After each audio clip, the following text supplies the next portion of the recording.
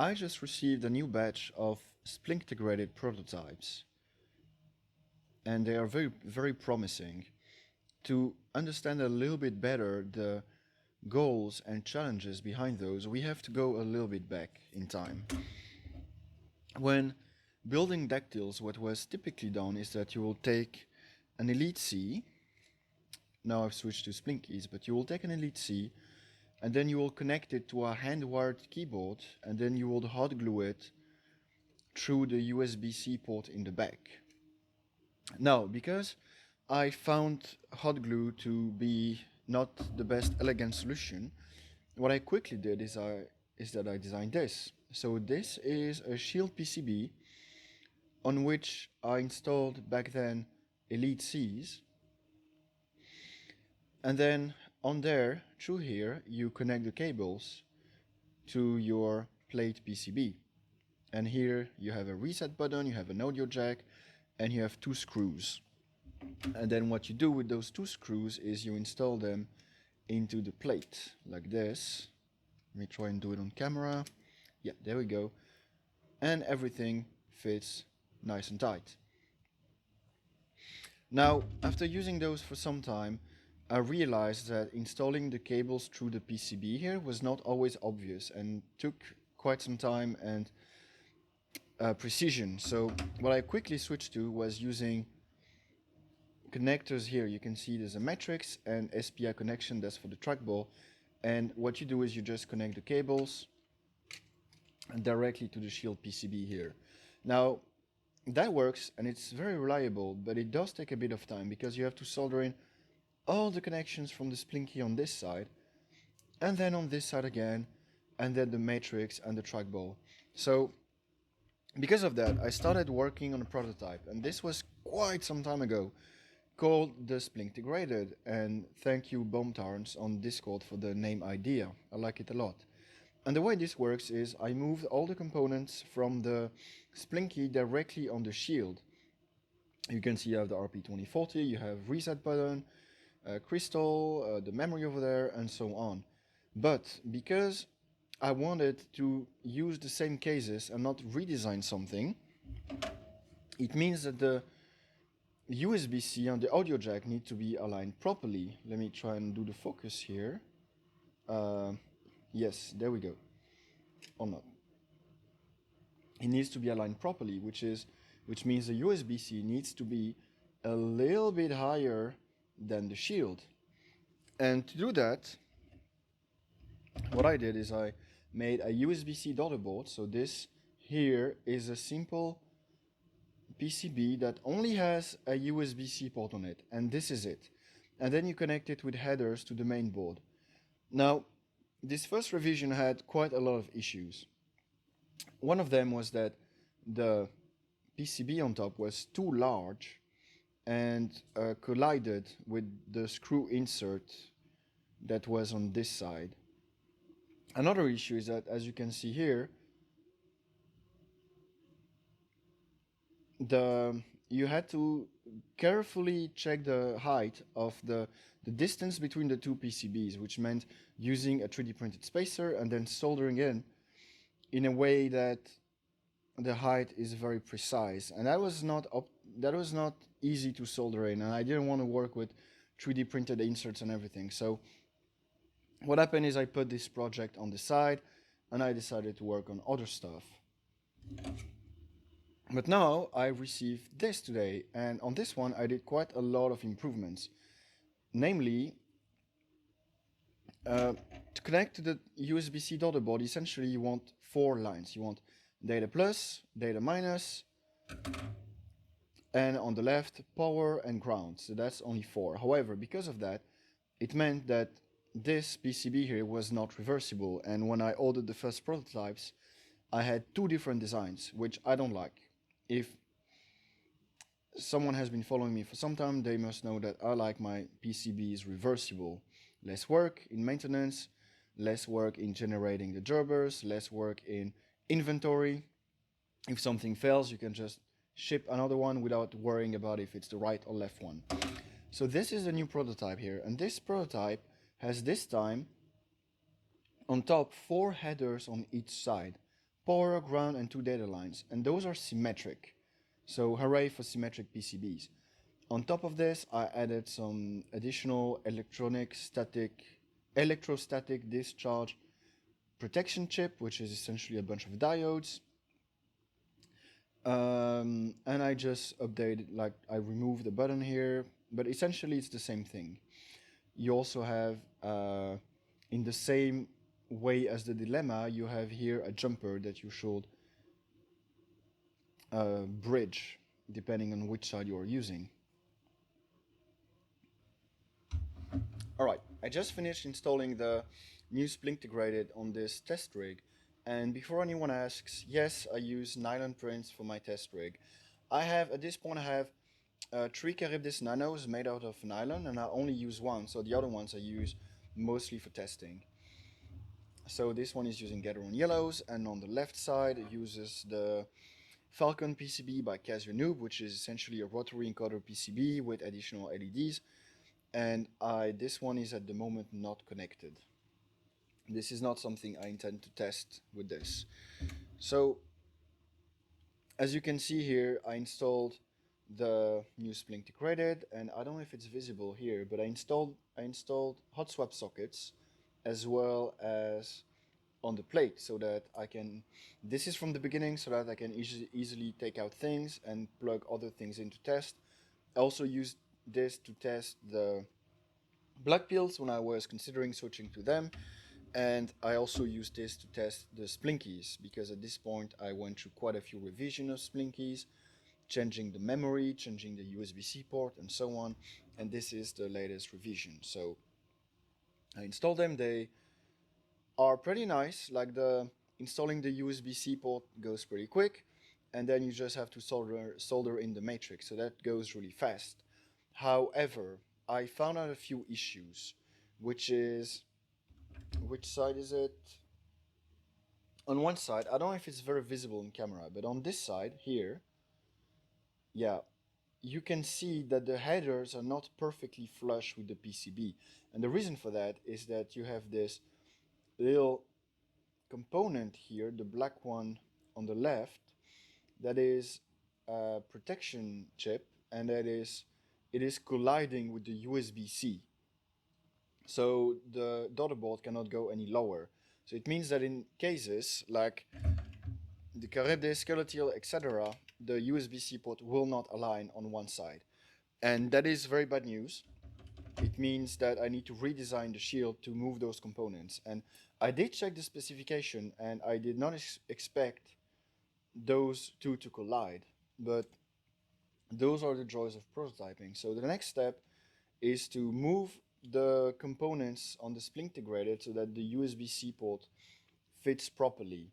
So that's the next thing I'm going to do and order prototypes from. But as far as I can see, I tested this.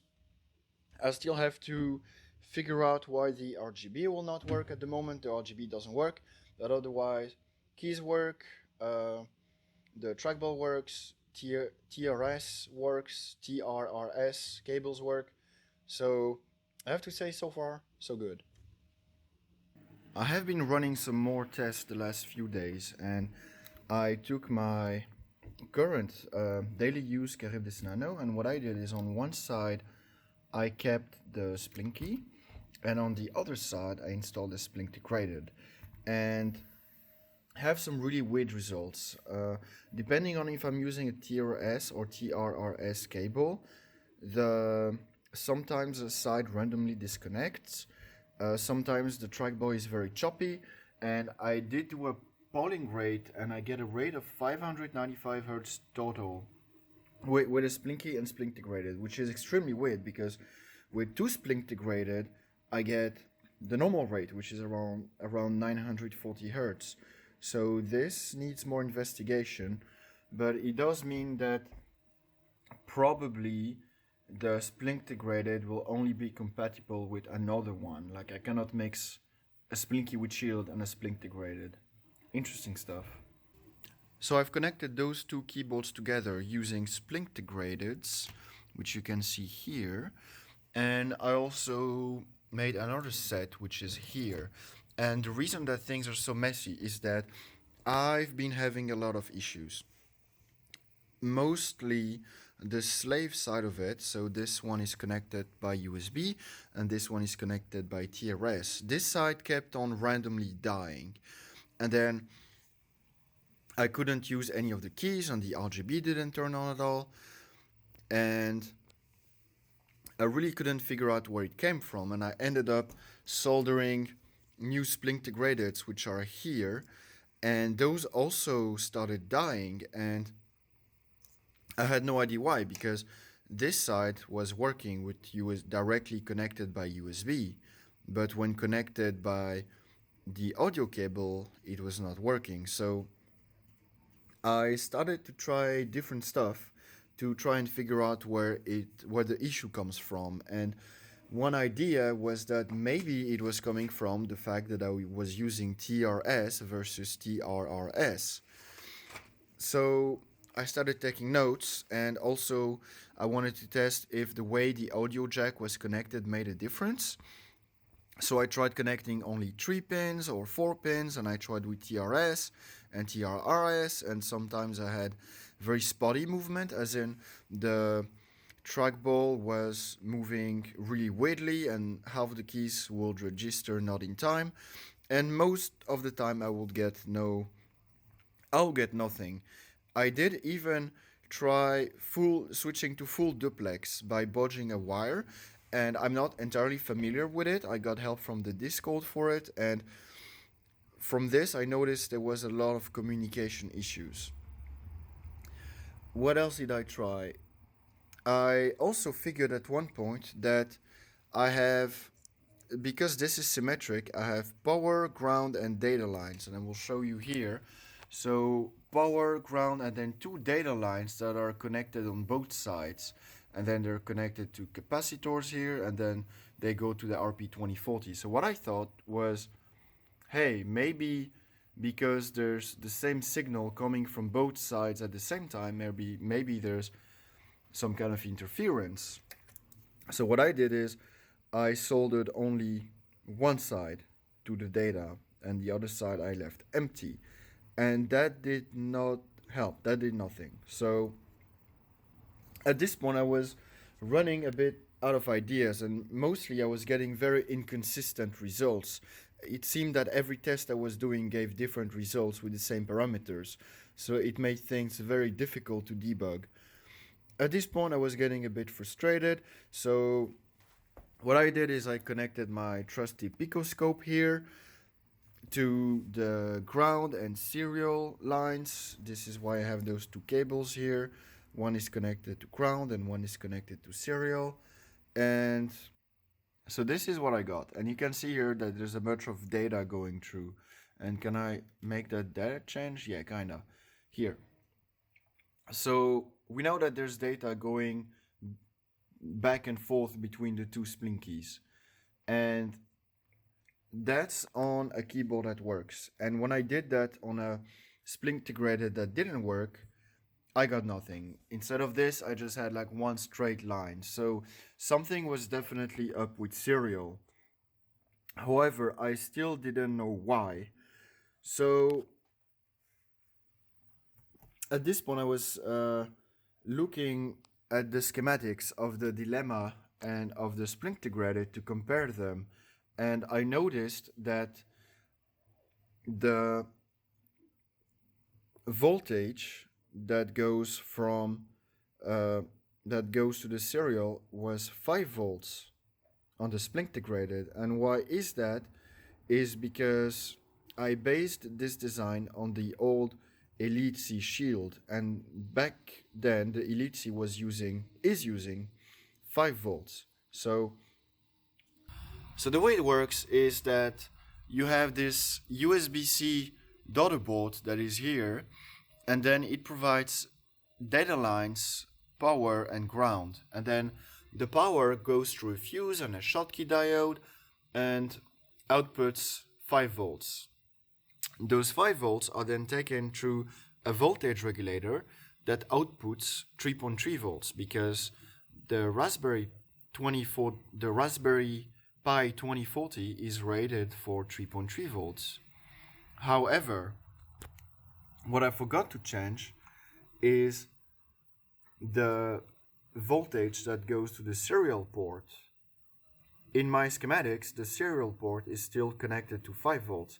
So what I think happened is that when I was hot plugging the audio cable, which means removing the audio cable while the USB is still connected, I created a short between the 5 volts and the pin of the 2040 that's connected to the serial.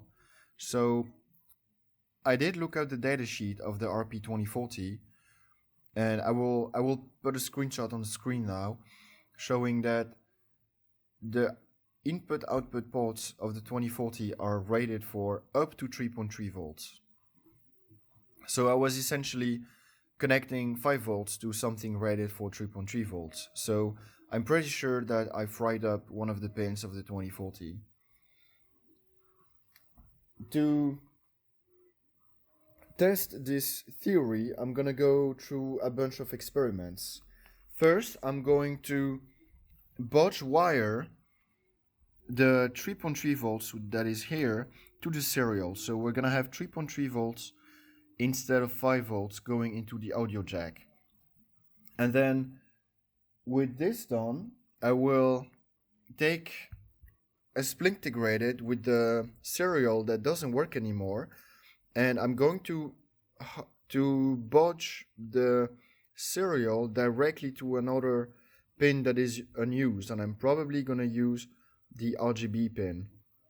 And then I'm going to see if this works. And if this works, it means that the pin was probably damaged by the 5 volts. And then once that's done, if everything works out, I'm gonna do a bit of destruction just for fun. So let's do that. So the first thing I'm gonna do is do a bit of cleanup, because at this point these splintegrated have been going through quite a lot. So I'm gonna start by removing the bodge wires and installing fresh audio jacks with the help of my trusty desoldering gun. I'm gonna remove the wires and this one as well.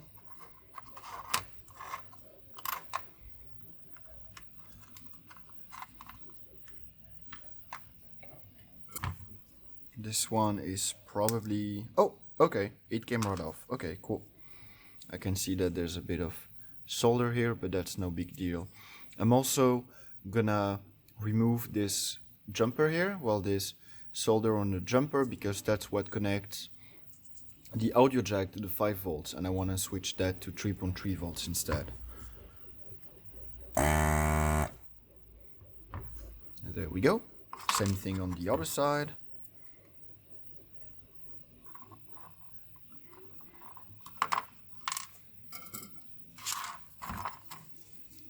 Make sure everything is clean.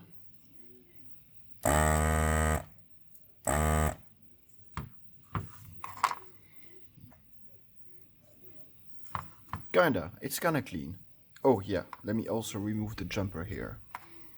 Well, the bridge. Okay, that's also done. Now I'm gonna install new audio jacks.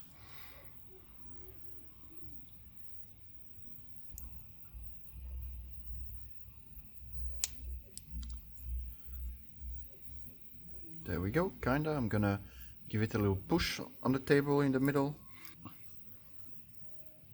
Everything should be nice and tight. I notice that there's some thing here that I might have lifted a pad, but that's fine. I can route everything manually from here.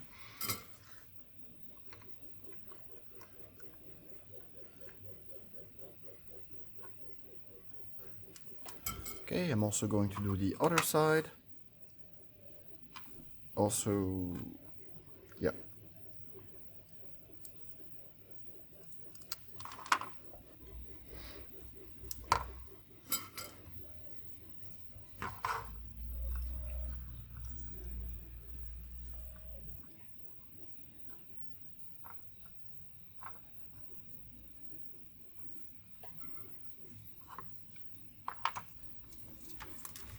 I'm going to test for shorts really quick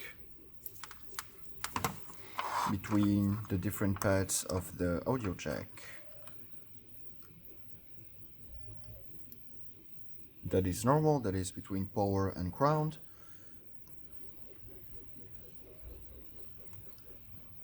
Everything seems fine on this one. Let's test the other one as well.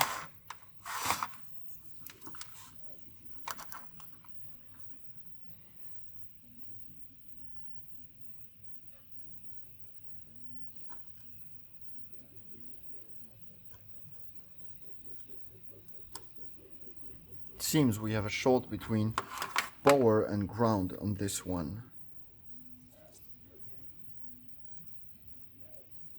And I am not entirely sure where it comes from.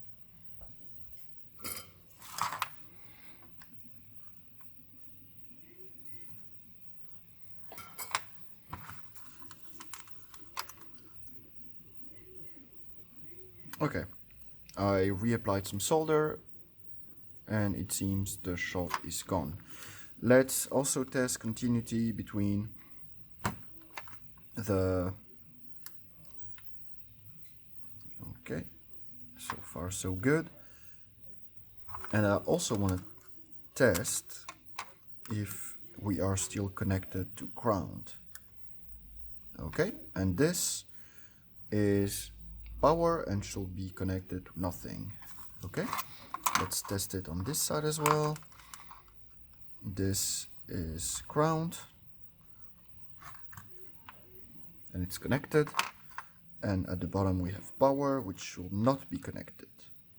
There we go. Okay, the next thing I want to do is replace the 5 volts I was going to the audio jack to 3.3 volts. So let's start with this side because that's going to be easy. In here on the top pin, here, this is the output of the voltage regulator. That is 3.3 volts. And I need to take it and connect it to power, which is here. So let's do that now.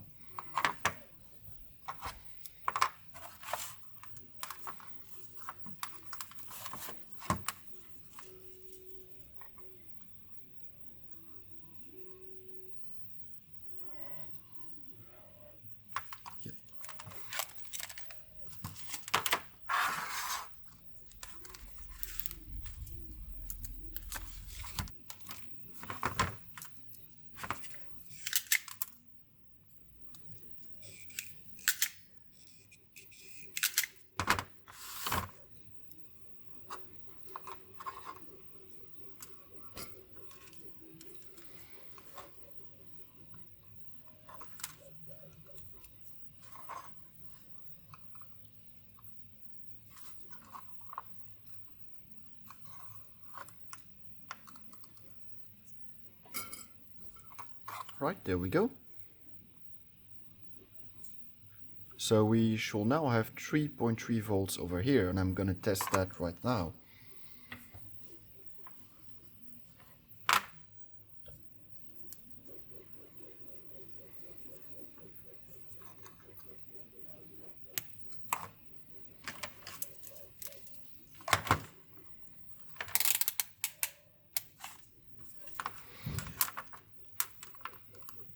We have 5 volts, that's great, and we have 3.3 volts, amazing.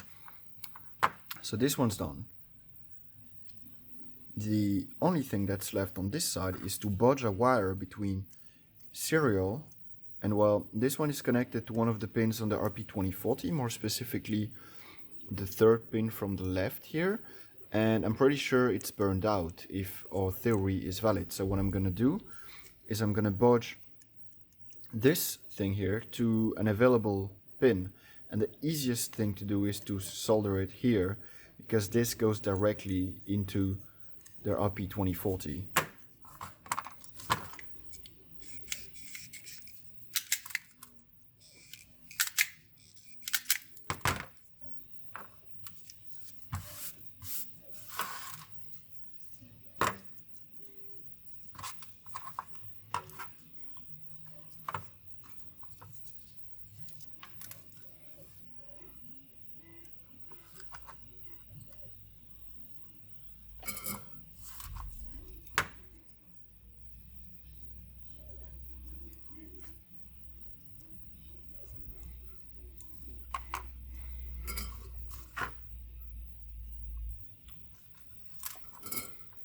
Right, there we go. This one could be a little bit better.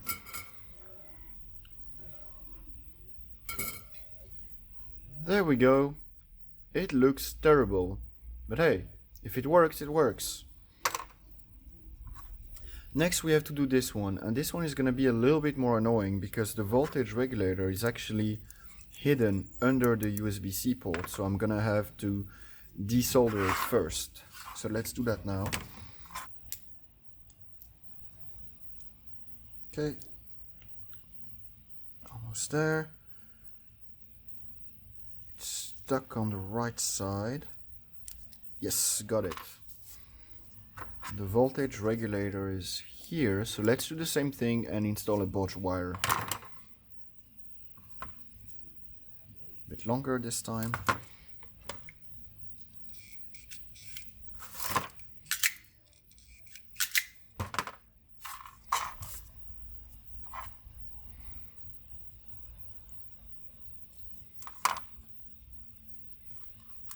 You know what I'm gonna do is we only need one row of headers anyway, so I'm just gonna disconnect this one and make a bit more space for ourselves.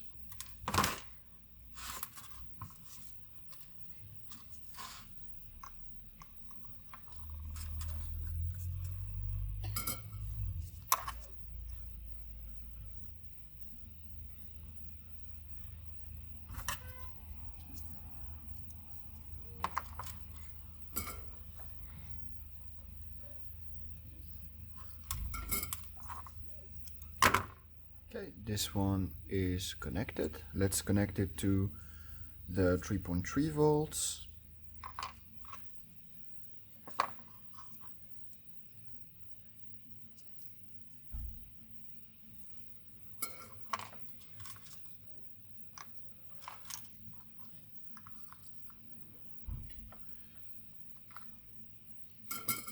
There, and now all we have to do is connect the serial to coming from the audio jack to an available pin on the 2040.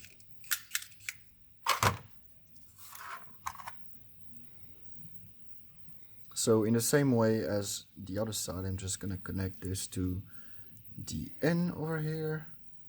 There we go.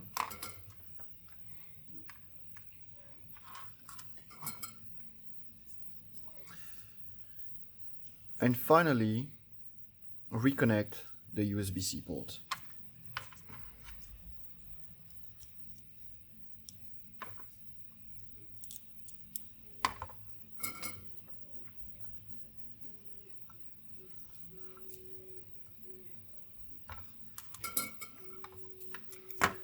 There we go, two beautiful Frankensteins. But that's the way we innovate here. So now what I'm going to do is I'm going to modify the default firmware so that the serial connection is done through this pin over here rather than the pin somewhere here. And then I'm going to flash them and I'm going to connect them to my Charybdis Nanos, and hopefully that works. I have just finished installing the modified Splintegrated into test keyboards, so Charybdis Nano here and here. So now what I'm gonna do is I'm gonna plug them in one last time. I've already confirmed it works, so that's the good news. Everything works. I'm really happy with this. Now what I'm gonna do is I have this TRS cable here and this TRRS, and because I think that the issue was unplugging them while USB is still connected and shorting 5 volts to serial, what I'm going to do is do exactly this.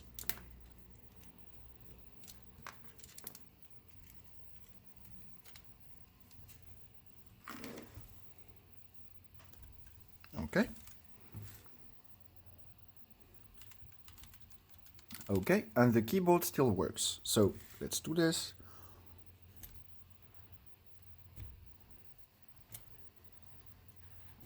Multiple times, both sides.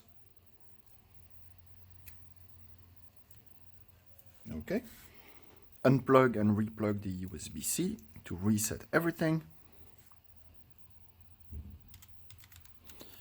And it still works. Okay, let's do the same with TRRS.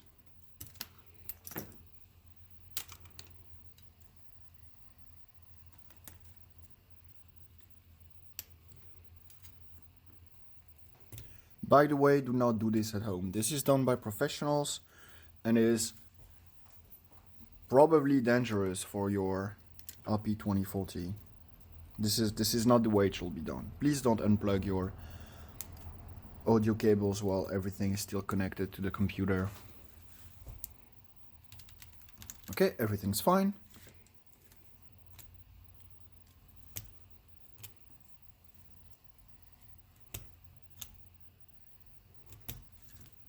This is so bad.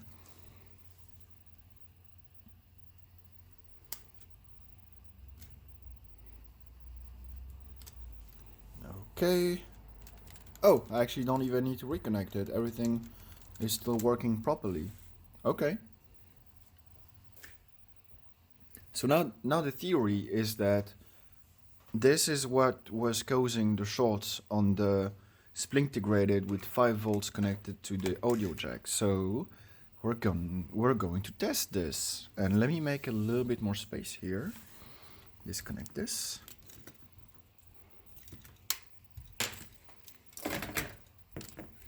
So this is the original Splintegrated with, I did have wires here to test the serial connection, but everything is original and it's connected to 5 volts. On this one, I don't even have a USB-C connected because that was part of the testing process. Okay, so let's connect a TRS cable. Let's confirm that it works. And if I remember, this also only works half the time. Like now it works, and the good news is that we have RGB on the left side, so we can also easily visually confirm that things are fine. So let's let's disconnect this. Oh, this is bad.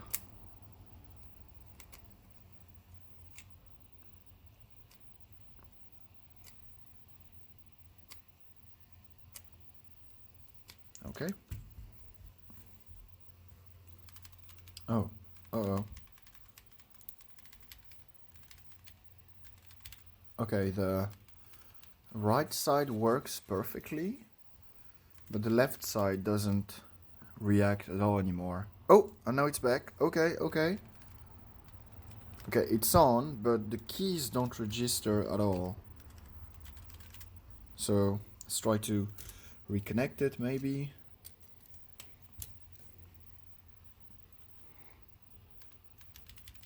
Okay, the left side doesn't respond at all anymore.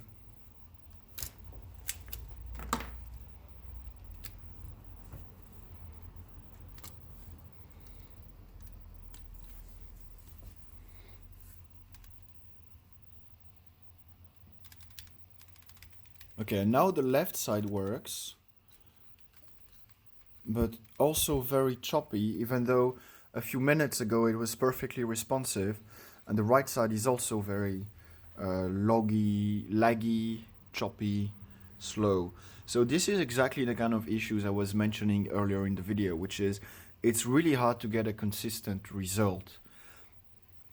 However, with those modified 3.3 volts Splintegrated, I get everything is very consistent. Just plug in TRS, TRRS, unplug, replug, everything always works exactly the same. So now the only thing that's left is to modify the KiCad files, and I'm going to do this now. So I'm now on my computer, and the first thing I did is on the Splintegrated GitHub repo, I have a to-do list, and I updated the to-do list with all the findings we've had from looking at the previous prototype. And I've already moved the 3.3 volts components on the PCB so that the USB-C doesn't touch those and doesn't is not moved vertically from where it should be. Now there's a few more things I want to do, and I'm going to start with preparing the 3.3 volts routing instead of 5 volts. So I have KiCad open here. And as you can see, the serial is connected to 5 volts, and also here 5 volts. And then where is the rest? The trackball here is also connected to 5 volts, and the RGB is also connected to 5 volts. So I'm just going to remove those.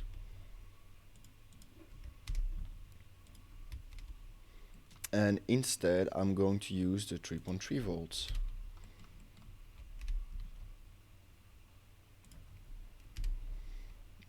I've opened this project with a new version of KiCad, so my settings are a bit changed. There we go.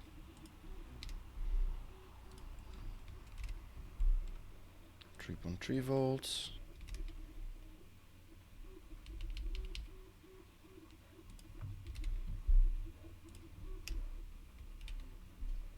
There. Now I'm going to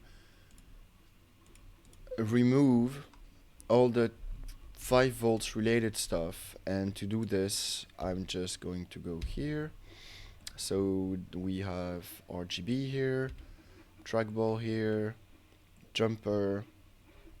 I want to keep this because this is the voltage regulator from 5 volts to 3.3 volts. So instead I'm going to delete this and then all the rest. And then I'm also gonna clean up the jumper. Now, before we go ahead, there was a few more things I wanted to do, including when soldering in all the components, well, the daughter board and also reset button and audio jack and jumper, I found out that things are a bit confusing as to which one to solder, depending on if you're using the right side or the left side. So the first thing I'm gonna do is I'm gonna flip the jumpers, because they, like, the way they are installed doesn't really make sense at the moment, so this will be way better. Then I'm going to update the PCB from the schematic. Yes, we have 3.3 volts. So now just have to connect everything. And for the 3.3 volts, I'm gonna use a 0.2 millimeter trace. Connect this as well. Then here 0.2 as well.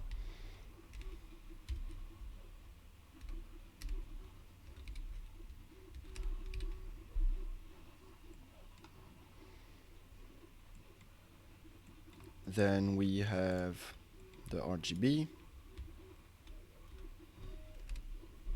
Let's go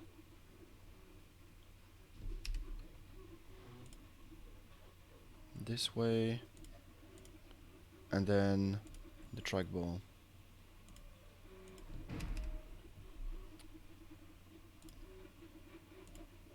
I'm also going to take the opportunity to update the labels.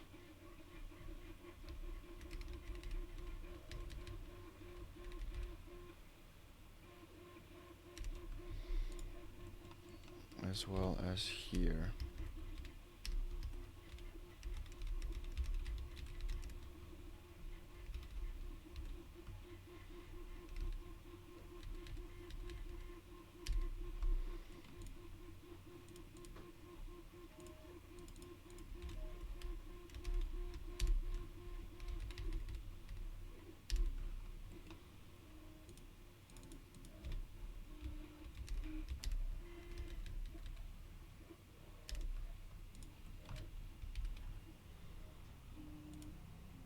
Alright, then I found out that the right and left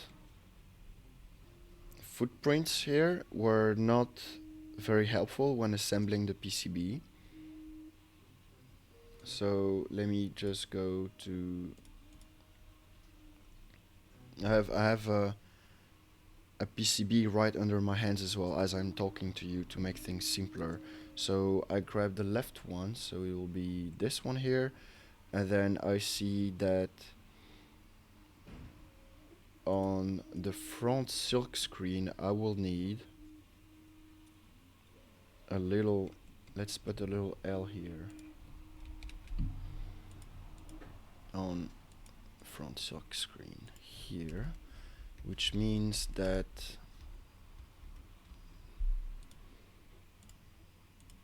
the other side will be for the right.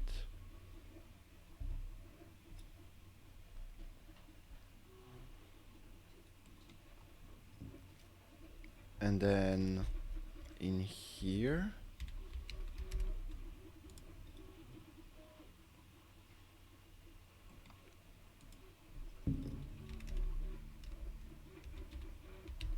I want the opposite for the USB-C, because the USB-C daughterboard is installed on the opposite side as the reset button.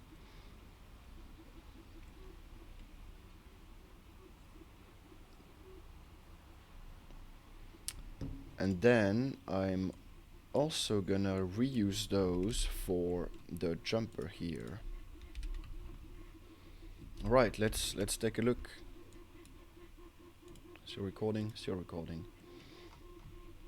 So this will be, yeah, the right and left here don't really make sense anymore, so I'm just gonna remove them.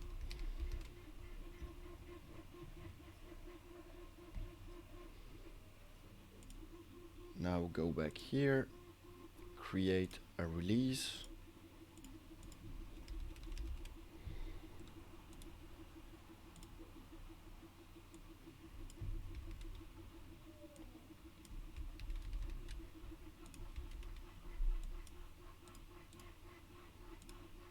And those are also done.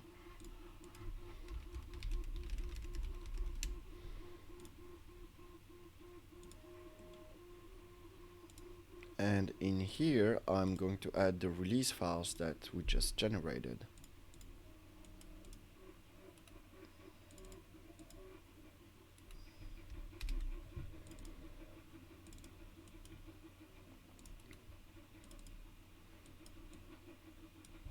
There.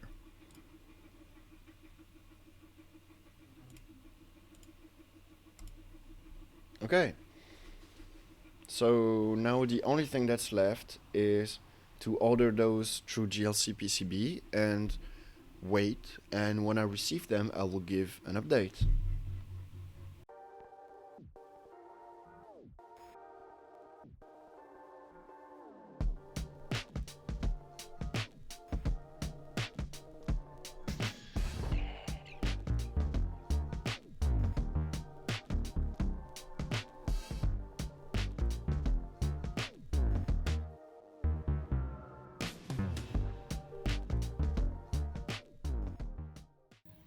It has been 2 weeks since I ordered those new prototypes, and I've just received this batch a few days ago. I did some quick visual inspections and then I built 2 of them for testing. And while building, the L here, left and right, to indicate on which side to position the components was very, very helpful. Then immediately after building one, I measured the voltage on the audio jack, and sure enough it was 3.3 volts. I also confirmed that the USB-C fits perfectly, even like with the components that have been moved. And then what I did is I installed those 2 inside my own keyboard. So I don't know how visible it is, but it's over here. Yeah, you can see inside here. You can also see this keycap, because I was at Clackicon in Utrecht a week ago and I had a lot of fun. But this is it, and I used it for a few days, and then what I did is I did the same as previously in the video, which is I connected USB-C on this side and then had audio cable between those, and then unplugged, replugged multiple times, and so far everything is fine, and I think it's gonna be pretty much the final release for this project. So what I just did a few minutes ago before filming this video is I took a bet and I ordered 50 of them. So normally what I will do is I will wait a little bit more to get more testing, maybe send a few to some testers, but I'm pretty confident at this point in this design. So I took the bet and I ordered 50 of them, and I will receive them hopefully in a few weeks. I also took the opportunity to order some new Dilemma version 2 prototypes, so that's also going to be very exciting. And I will keep on testing it, and I will also start including them in customer builds, and also I think get in touch with repeat customers who maybe will be interested in building with those instead of the normal Splinky. I know a few people who build quite a lot of those keyboards, and they will be very happy to make the process a little bit faster. So that's pretty much it for this project. It took quite a few months. Well, I started the project last year and now it's in its final state. So it was very fun for me to record it and to show you guys a little bit what I go through when prototyping. I hope that this was interesting for you, and if you've made it so far in this video, make sure to drop by the Discord to say hi and to check out the GitHub repository for all the files if you want to check them out yourselves. Thank you and have a great day.